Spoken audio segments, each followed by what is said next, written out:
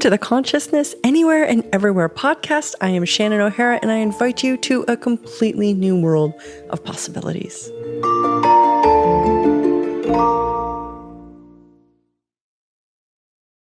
Welcome to the final interview in this money interview series.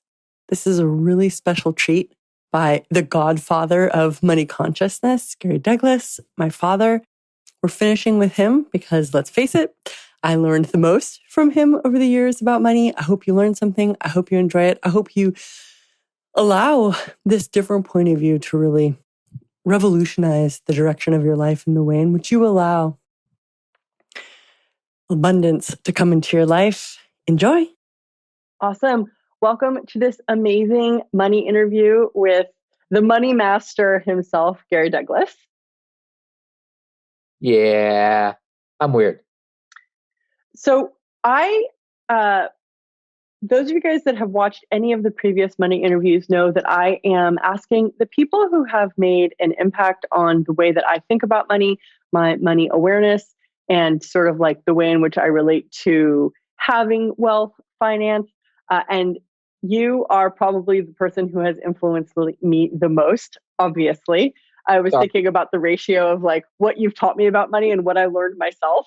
And I would say probably around 80 to 85% of what I currently function from, know about money, and all my capacities financially came from learning stuff from you. 20% I think I figured out for myself. So thank goodness you taught me, which is why I wanted to do these money interviews, because there's such a lack of, I think, really applicable, practical stuff with money out there in the world. So can I jump in with my very first favorite question to kick off this conversation? Yeah. What is money? Money's the lubrication you need in order to be able to move with your life. That's similar to something that Stephen Bowman said. But every single person I've talked to has had a slightly different, actually a very different point of view about money. So money is the lubrication you need for your life to work. Do you want to explain that a little bit more? Well, it's like you look at money not as a result, not as the thing that's going to give you what you think you want. You don't look at money as the source of anything. You look at money as the lubrication. How can I make this slide in with ease? How can I make this slide in my life? So you start to create a different reality.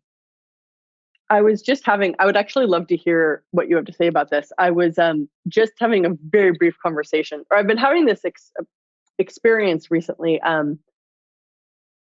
choosing to fly privately versus flying commercially. And this is recently I've chosen to fly privately for the first time in my life. And depending on what route you go, the price of the flight can be anywhere from 9 to about 35 times as expensive as if you flew commercially, like business class. And I was sitting on the sofa this afternoon, just like weighing and balancing the price of doing this inter-Euro flight, and the price. And I was like, I can come up with a million reasons why I should and shouldn't do this, but I can't find any and it was so interesting. All I had was all these reasons for why I should or why I shouldn't. And I was sort of stuck in this reasoning about money. Yeah, what you have to be is in the question about money, not in the reasoning about it.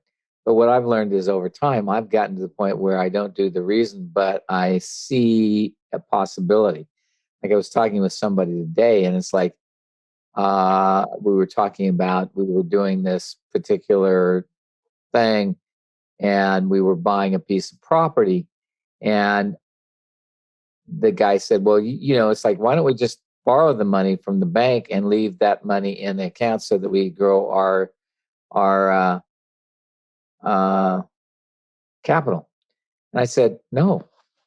I said, you got to realize that this thing is being bought, and this other event, this other system will be the source for paying it off. So it's like, if we don't look at it from the point of view of what would pay it off, do we have any income with that particular project yet? He goes, oh, no, we don't. I said, yeah. So it's like, you cannot pay off a debt with money that you are not receiving. You have to pay off a debt with money that you have received. I said, and we can, refinance it and take the money and put it back in the reserve, quote unquote, if we have money coming in to pay for it. But we got to create the money to pay for it. You have to look at everything you invest in is, can it carry itself? Does it carry itself? And if so, how do we carry itself?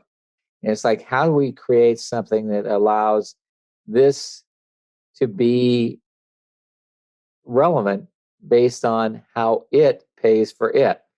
I always look for how something is going to pay for itself, never how do I get the money. So how could I look at that with regarding the private flying? How is this going to pay for itself? Okay. Well, I can see that it could pay for it. Okay, so let me give you a couple of ideas here, okay? Yeah. So it's like when you fly private, how long do you have to wait in the airport? It depends, anywhere from like 10 to 20 minutes, depending on how organized the immigration people are. Yeah, okay, 10 to 20 minutes. When you get off the airport, how much time do you have to spend in the airport? In my experience, which is only 3 times, so I don't have a huge experience, the waiting time is none. You just literally get off the plane and then you're out of the airport. Yeah.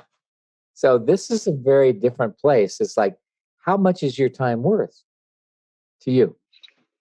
Right. So it's like Right. That's a great question. Yeah. You make money by having time available to do things that create money. And you make money by being more relaxed. And you make money by having greater ease. And those are all the real reasons for flying private. Right. And so when you bring that whole, you make money when you're more relaxed, you make money when you have more ease. Those are definitely things that are true for me. I am horrible at generating money under stress and necessity. That's really not my sweet spot. Money always comes when I'm happy. But do you realize that that's one of the things I tried to teach you early on is stress does not create money. Stress creates money going away. Yes. And you continue to teach me that because today I came to you about a project that I was working on in my business, and it kept on just being like hurdle after hurdle. And you were like, is this actually the problem that you're making it into? And I realized that I was creating a stress because I thought the stress or the strain would somehow accomplish something where really all it was doing was accomplishing everyone being frustrated. Yes. And it's like, and when you create frustration, what are you actually creating? Frustration, nothing else. Frustration. Exactly. Didn't move the project. It didn't make money. It didn't. So you've taught me that all of life comes to me with ease and joy and glory is an option for a creative way of doing things. Yeah. And that's been a huge leap for me because making the choice to go from commercial travel to private travel, for whatever reason, that one's a big challenge for me. The compounding of. I understand because that was a big challenge for me too. But what I noticed is, it's like for the last 2 years, I've been suffering from a physical condition that was not fun. And it's like, and it would exhaust me to go on a plane. It's like I'd do a class or something, I'd get on a plane, I'd go home. And it's like, I'd be 3 days before I would be functional again. And it's like, and I blamed it on old age. I blamed it on all kinds of things. But the reality is, I just wasn't going to be functional for 3 days if I did normal. So I took a private plane to Costa Rica and a private plane home from Costa Rica on a recent trip. And it's like I arrived home and the next day I still had energy, which I have not had for 3 days after any other event that I've been to. I went, okay, I need to look at how much this saves my body. That's a totally other thing to add. Instead of looking at what it costs, what I have to spend, which is actually what I was only looking at. There's also what this saves, how much I save in ease, time, energy, health. Yeah. And it's like, and the thing is, we don't often consider our bodies as part Mm. of. It's like the only reason you need clothes is for your body. And the only Otherwise, reason I need an airplane is for my body. exactly. And if we could just get to the place where we didn't need those things and we could do it another way, we choose that. So it's like my point of view is that at this point in time, I have to look at what's going to save my body the most because I don't have the stamina I used to have. It was greater ease, and I don't like that. I don't know how to turn this thing off. Sorry. It's Okay. fine. It's fine. Everyone understands computer notifications these days. So, okay. So you answered this a little bit already in the beginning of the conversation when I asked you what is money. And I would like to ask again, like, what are some of the main things you see people doing around money that creates difficulty? Well, they do. It's like, I don't have enough money to do this. Hmm. What question is that? No question. Total statement. It's a conclusion. And it's like, and the thing is that if you spend your life looking at what it's going to take to get the money instead of what's it going to create if I spend this money, it's like if you saw your money as an expenditure for creation instead of a necessity of possibility, what difference could you have? And that's Cool. how I look at everything. If I spend this money, what's this going to create? And that just brings up into my awareness also, like, how many different ways people think about money, but even observing all the different ways that I think about money, like all the reasons for why and why not that I was coming up with. Yeah. Whereas what you just talked about was looking at what can I create with this money, which is again a completely different point of view, a completely viable point of view about money, but just one of billions, if not trillions, different points of view that everybody has around money. Yeah. But see, it's like what I'm looking at is what am I going to create with this money? How is this expenditure going to create? What's it going to create? And it's like I noticed the first time I took a private plane that I didn't know what it was going to create, but I knew it was going to create something. What it created was a greater demand in everybody's world to have a bigger life. And in the point of creating a bigger life, the end result was everybody found different ways to create more money throughout the business. I'm going, how the hell is that working? Because it's not logical, it's not sensible, and it's not the way the world sees it. What if you never did anything by the way the world saw it, but did everything by the way you could create? And that's one of the golden keys you really gave me around money, that I don't have to do it like other people. And what are the ways in which you actually do it? So I capitalized on my way rather than devaluing my way in favor of somebody else's way. Yeah. And the thing is, when you do valuing your way in favor of somebody else's way, more often than not, you spend your life trying to figure out how yours is the right way and theirs is the wrong way, instead of looking at, okay, what's this going to create? And you got to realize that every choice you make creates something. What's it going to create? Okay, brilliant. So a lot more choice around money and questioning rather than concluding what you can and cannot afford. Exactly. I want to add this one because this is a massive one that you taught me that I really had to uh, practice was um, not stating I can't afford this. Changing my statement of I can't afford this or it's too expensive to a question, what would it take to afford this? Is this something I truly desire? And if so, then what's it going to take for me to have that? You Yeah. really taught me You have to be willing to do whatever it takes to get what you want. which is totally a possibility. But if you're coming to a conclusion that something's too expensive or you can't afford it, then that's also true. Yeah, exactly.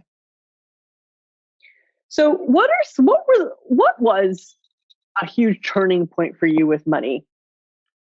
Uh, I think you've had many. So whichever one pops up for you first that you think is most valid here. okay, well, it's like the huge turning point was when I realized that every time I asked for something, it would show up if I didn't put my attention on trying to get it. Interesting.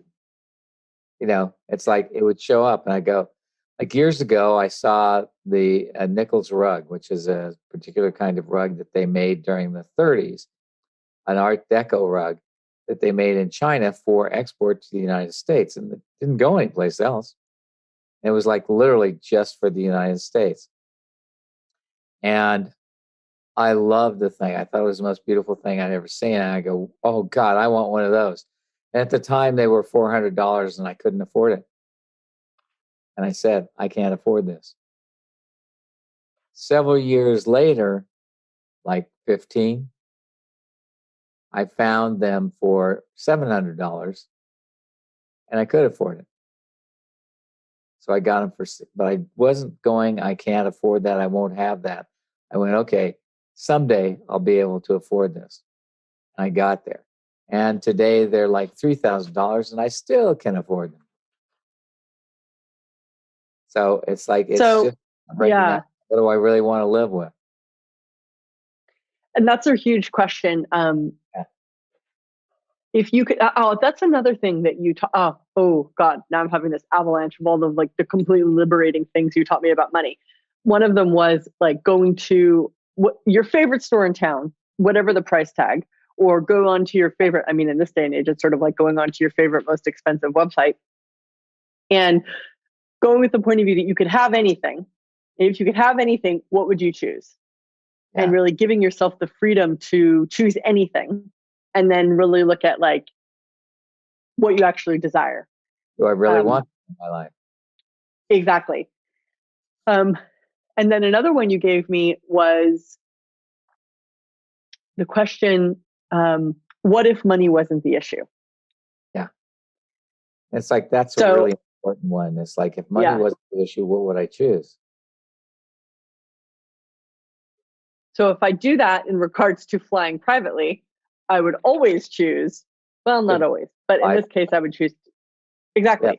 Which I think could be seen as sort of like disregarding or financially reckless. It's so interesting how much I go. But it's only financially reckless if you actually have to, if you have to go beyond savings, if you have to go into debt to create it. Right. And I don't. Yeah. So, and one of when you taught me to ask if money wasn't the issue, what would I choose? That, oh my gosh, did that give me the freedom and the ability to actually see what I wanted to choose? Because before I had no clarity because money was always dictating my choices. Yeah. And it was always based on, I can't afford this, so therefore I want it. When in actuality, it didn't. What do you really want? What do you really want to have? It's like I worked at an antique shop where the people said, you can have anything because you're so important to us and so helpful to us, we'll give you anything that we have in here at cost. And here's how you figure out what it costs. Because they had a code that they were using. It was great. Right. And I looked at it and I went, okay, this is a $12,000 bed that I want to buy that's priced at $37,000. Do I really want it? Yes or no? And I would go, wow, no, I don't really want it. I thought I wanted it because it was something that was out of my price range. I thought, it's like, but when I was a kid, it's like the girls who were out of my class were that were quote unquote better than me were the ones that I thought I wanted to be with. And it was interesting to discover that when you realized that you could have any girl in the world, you didn't want nearly as many of them. And the same thing applies with furniture and jewelry and everything else. So if money wasn't the issue, what would you choose? Yeah. That really helped me get out of the distraction of money, which I see as a very prevalent. Yeah. It's like money is a distractor because you think that money is going to equal something. What is money going to equal? What is money going to give you? You know, Ooh, there's so many things. There's so many things that can equal and give you. Money can give you a divorce. Money can equal slavery. Money can equal private travel. Money can equal being murdered. Money can equal nothing. Money can equal nothing. people liking you based on your money. Money can equal that. So I think what are ways in which you're seeing, I mean, right now when we're doing this interview is an interesting time financially in the world economy because we are sort of living through Well, we're living through a massive. time of great change because, like, one of the things the U.S. in particular is trying to do is to take us all to cryptocurrency instead of real currency. Well, not just the US, that's going on everywhere. I mean, in Sweden, where I reside, they already, I mean, when we moved here 3 years ago, 2 years ago, somewhere, they're already on the main street. All the shops weren't taking cash anymore. I mean, they still take cash in other places in town, but it's turning towards, no more cash in our cultures. Yeah, A lot of and, places. and the reason they want to do that is then they can control the flows of money. They say that the reason they're doing it is to stop crime, which is not really true.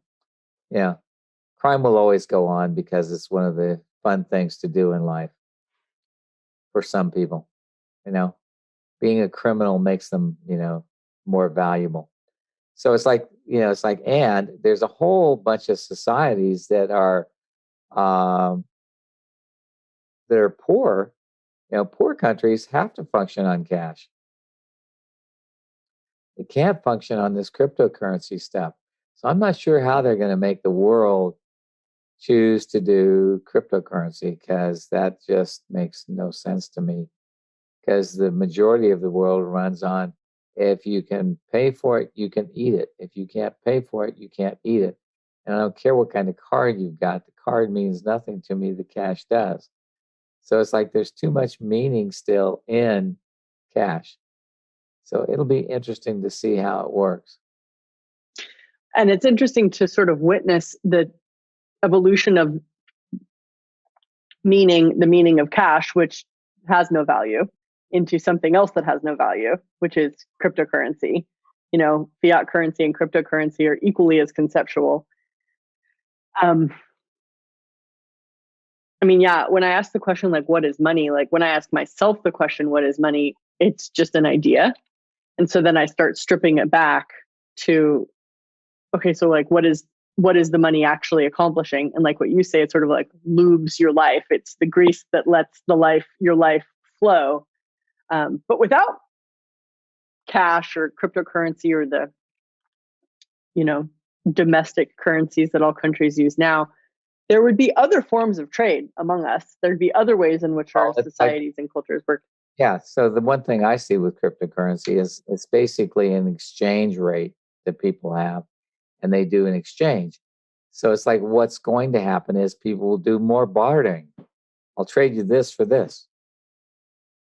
It's like the barter system will come back in. So we'll be going backwards economically, not forwards economically. That's interesting. That's an interesting postulate. Yeah. Wow. Okay. Which wouldn't be actually good for me because I'm a horrible negotiator. I always have to have my husband negotiate. I really have to become a better negotiator. Oh, that's the reason you have a husband, so he can negotiate. I'm like the worst.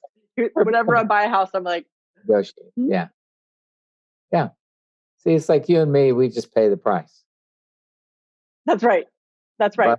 But every time you can't pay that much. Okay, fine. Well, the interesting thing about money is whenever I ask, can I get a better price for this, or what better price would you do? They always come back with a different price, which is another thing that you taught me about money, which is you have to just always ask for it. Yeah. And you ask, you can't ask. It's incredible how when you ask for money or you ask for a better price, deal with money, or it does always show up. You have to ask for money. That's one of the keys to money. Yes. Ask and ye shall receive. Whole different universe. Ask and you shall receive. That one, that's a pretty big one. That's a massive lesson. I think that would, it's like, I was going to ask sort of, if we couldn't, okay, here. So yeah. So if we couldn't rely on money, I think I'm asking the question after you already gave the information. So if we couldn't rely on money, if money was taken away tomorrow, because it very well could be, Yeah. It's not naturally occurring. It has to be artificially induced. Yes. If money went away tomorrow, yeah, what would people have left?